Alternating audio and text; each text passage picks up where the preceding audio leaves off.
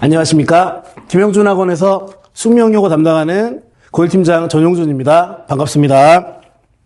자, 먼저 첫 시험 보느라 정말 고생 많으셨고요. 그동안 밀린 수면도 좀 많이 보충하시고, 자, 그리고 이제 무엇보다 맛난 거 드시면서 이 영상을 꼭 시청해 주시기 바랍니다. 자, 첫 시험도 끝난 마당에 이 영상 왜 봐야 되냐? 앞으로 1년 동안 4번의 시험을 치르기 때문에 3번의 시험이 더 남아 있습니다. 같은 선생님들이 1년 내내 학교 문제를 출제하시기 때문에 여러분들 이 영상을 다시 한번 보시고, 그 다음에 이제 제가 중요한 것들을 좀 강조하기 전에 제일 좋은 게 뭐냐? 여러분들 쳐다보기도 싫은 시험지겠지만 그 시험지에 처음부터 끝까지 맞은 문제든 틀린 문제들 다시 한번 복기해보는 게 중요합니다. 지금 딱 이 시점에서요. 자, 그래서 제가 오늘 이 영상을 통해서 짤막하게 분석을 해드릴 테니까 보고 기말고사도 준비하시면 되겠습니다. 아시겠죠? 자, 영상으로 진행하는 설명이니까 간략하게 진행해 보도록 하겠습니다. 자, 제일 중요한 거 숙명여고 우리 학교 시험 어떻게 나왔는지 중간고사 정확하게 분석하고요. 그 방향성을 알고 이제 남은 이제 기말고사까지 준비를 좀 잘 하셔야겠죠? 어차피 등급은 중간고사, 기말고사를 합쳐서 등급을 내는 겁니다. 특히 숙명여고 첫 시험 좀 말랑말랑하지 않았습니까? 그렇게 큰 어려움은 없었던 시험입니다. 자, 그래서 어떻게 좀 기말고사가 달라질지도 어느 정도의 방향성을 예측하고 공부를 하셔야겠죠?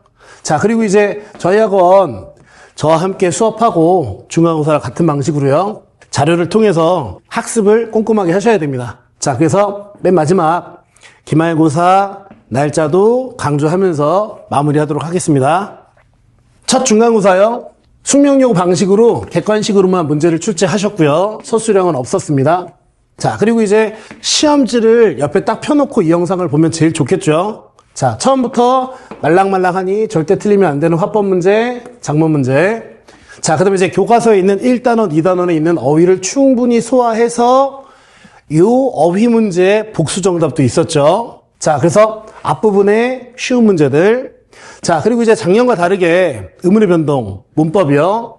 첫 시험에 잘 냈습니다. 틀린 학생들도 있을 수 있는데 중요한 건 이제 넘어가는 시험이고 이미 지나간 시험이고 그 다음 문법은 뭘 준비했는지 그런 것들이 중요한 거예요. 자, 그리고 문법은 기말에도 비슷한 난이도를 유지할 것 같으니까 착실하게 준비를 해주셔야 됩니다.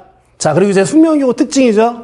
교과서를 버리는 단원 없이 문항수만 좀 달리해서 전 영역을 고루고루 내고 있기 때문에 기말고사도 남은 3단원, 4단원에서 문제를 출제하실 거고요. 자, 그 다음 문제가 30문제가 되는데 이 30문제를 교과서에 있는 단원만으로는 좀 부족하죠. 자, 그래서 요거 28학년도 수능 예시문항 가지고 외우는 글이었죠.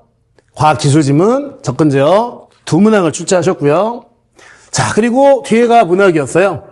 그래서 교과서에 있는 시, 자, 그 다음에 이제 프린트로 나눠준 유인물 작품들을 따로 고전시가, 어부사시사, 윤선도의 작품 본만 10개 봤었죠. 자, 그리고 황진이의 시조, 그리고 이제 첫사랑, 조찬, 참회록 유인물에 나온 작품들을 엮어서 문제를 10문제 넘게 출제하셨습니다. 자, 그래서 30문제를 주어진 시간 안에 푸는 시험이었는데 그 문항수 30문항은 그대로 어느 정도 유지할 것으로 예측이 됩니다. 그리고 이제 첫 시험 아직 등급 컷은 안 나왔지만 그 1등급 컷이 낮지는 않을 거거든요. 그러니까 다 맞았으면 너무 좋은 시험. 그리고 이제 하나 정도 실수할 수 있죠. 그 정도 선에서 1등급 컷이 잡힐 것으로 예상하는데, 자, 그래서 이제 기말 예측은 유인물은 작품 바꿔서 그대로 기말고사에도 교과서에 있는 작품과 어떻게든 엮어서 출제를 하실 것이고, 자, 그 다음에 이제 문항수가 30문제에서 조금은 더 많아질 수가 있습니다. 그래서 최고 많을 때는 37, 38문제도 내는 학교니까 타임어택도 주려고 하는 거죠. 자, 그래서 30문제 조금 더 늘어날 수 있겠다. 자, 그리고 이제 첫 시험에 복수 정답이 작년에는 첫 시험에 4개, 올해는 7개요. 한 2배 정도 늘어난 거죠. 요 복수정답의 문항이 그래도 난이도가 있는 문항이기 때문에 이 복수정답의 그 개수를 조금 늘릴 수도 있겠다. 이렇게 이제 조심스럽게 예측을 해봅니다. 자, 그래서 숙명여고 학생들은 남은 이제 3, 4단원, 그리고 이제 학교에서 줄 프린트, 그리고 이제 문항수, 복수정답, 이런 것들을 좀 예측해서 기말고사까지 충분히 준비를 해주시면 되겠습니다. 아시겠죠? 자, 그래서 정리를 하면 객관식으로만 30문제를 출제하셨고, 요 문항수는 숙명여고의 그 특성상 조금은 늘어날 수도 있다. 자, 그리고 이제 아무래도 학생들이 틀렸다 하는 문제들은 복수정답, 그래도 답의 개수를 2개 이렇게 명시해 주시기 때문에 그래도 다행이죠. 어떤 학교들은 뭐 답이 3개인지 4개인지 모르는 학교들도 있는데 숙명여고는 그래도 2개짜리. 근데 요 문항이 첫 시험치고는 좀 많았다. 자, 그리고 이제 등급이 나와봐야 알겠지만 학교에서는 어려울 것이다라고 엄포도 줬지만 제가 봤을 때는 그렇게 어려운 시험은 아니었어요. 자, 그래서 요 복수정답의 문항수도 조금은 늘어날 수 있다. 자, 그리고 이제 여학교답게 보기를 분석하는 문제들 꽤 있었고 그 보기에 있는 핵심부터 정확하게 잡아내고 선택지에 적용시키는, 작년에도 그랬고 올해도 그랬고 황진이의 뭐 무슨 올해도 뭐 2가지 정도 유형을 나눠갖고 적용시키는 문제가 있었죠. 자, 그래서 긴 지문은 아니지만 보기에 있는 한 단락짜리 그 정보를 가지고 문제를 접근하는 연습도 충분히 하셔야 됩니다. 자, 그리고 이제 숙명여고답게 교과서를 100% 활용한다. 그럼 이제 남은 기말고사는 3단원, 4단원인데 특히 3단원에 문학작품들이 많이 수록되어 있습니다. 그리고 이제 유인물의 그 양도 조금 늘어나서 어떻게든 교과서와 유인물을 엮어서 문제를 출제를 해주시겠죠. 자, 그래서 요 내용은 기말고사에도 그대로 유지되고 단 문항수 좀 더 많은 문항수와 복수정답을 조금 더 많이 요구할 수도 있겠다. 이런 생각을 가지시고 기말고사를 준비하시는 겁니다. 자, 그래서 보시면요. 자, 여기 이제 3단원, 4단원에 있는 단원들을 제가 엮어놨는데 첫 시험은 의문변동, 2번째 시험에서는 문법 요소. 자, 요거부터 이제 공부하시는 거예요. 높임, 시제, 사동피동, 인용, 그리고 유인물로 나눠준다면 부정표현까지요. 자, 그리고 이제 작년으로 기준을 잡으면 나빌레라, 이건 드라마 대본이기 때문에 뺐었고 나머지 현대시, 현대소설, 그리고 이제 이와 개에 관한 명상은 이거 슬견설이에요. 이 고전 수필입니다. 그래서 이런 것들은 교과서에 있는 거 하나도 빼놓지 않고 다 나올 것이다. 그리고 이제 작년 기준으로 유인물 적어놨는데 언제든지 바뀔 수 있으니까 중요한 건 받자마자 학원으로 저한테 직접 전달해 주셔야 됩니다. 엮어서 공부하는 방식 중요하죠. 똑같은 방식으로 기말고사도 내실 거고요.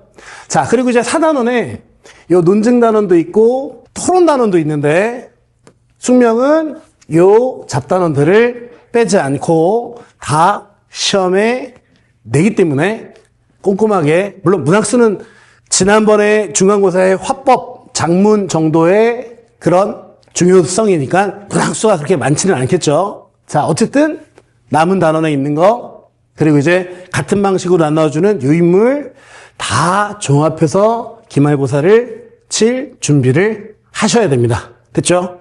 자, 그리고 이제 첫 시험에 문항수 복수정답 2개짜리 7문항이었는데 조금은 더 많아질 것으로 예측합니다. 그래도 숙명여고 시험은 외부 작품이 없으니까 그렇게 많이 준비하고 폭넓게 공부해야 되는 학교는 아니죠. 주어진 그 학습량 깊게 들어가서 공부를 해주시면 되겠어요.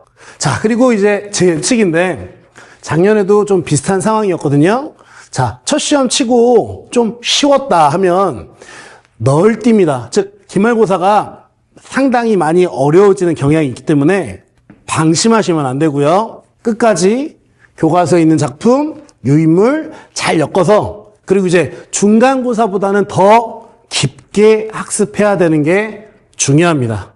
아시겠죠? 자, 그래서 중간고사 성적 받고, 나 잘 봤네 하고 방심하시면 절대 안 되는 시험이고 학교입니다. 아시겠죠?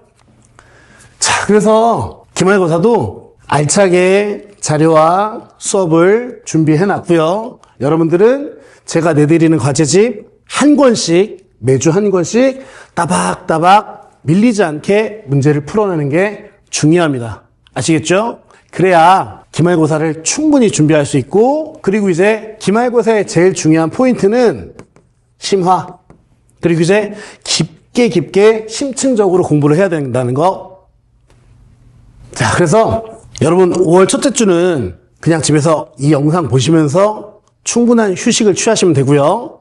자, 그 다음 지금 첫째 주에 학원에서는 상담도 진행하고 있고, 그 다음에 문제를 첫 중간고사요 꼭 다시 한번 풀어보는 그 경험을 하셔야 됩니다. 그러니까 지나간 시험이라고 시험지 어디 있지 이런 상황 최악이에요. 맞은 문제든 틀린 문제든 제대로 한번 다시 복기해보는 게 되게 중요한데, 그거 너무 귀찮다 하시면 학원으로 그 시험지 갖고 오십시오. 제가 상담도 해드리고 여러분들과 뭐 틀린 문제든 맞은 문제든 시험지를 다시 복기하는 그런 것도 제가 해드릴 수 있으니까 언제든지 시험지 갖고 학원에 방문해 주시면 되겠습니다. 아시겠죠? 자, 기말고사 역시 심층적으로 준비를 하셔야 되는데, 그 이전에 중간고사에 대한 복기가 먼저입니다.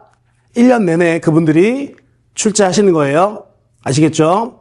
자, 그래서 뭐가 다시 보기 귀찮다, 막막하다 하시는 학생일수록 시험지를 들고 방문해 주시면 되겠습니다. 아시겠죠? 자, 그래서 같은 방식으로 기말고사 단단하게 준비해서 고득점 맞을 수 있는 그런 시간을 갖도록 하겠습니다. 기말고사까지 잘 정리해서 좋은 등급을 받으셔야 되기 때문에 그렇게 준비를 하도록 하겠습니다. 자, 그러면 요 짤막한 영상 정보는 여기까지 진행하도록 하고요.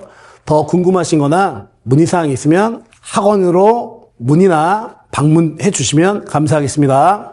자, 그러면 여기까지 하겠습니다. 감사합니다.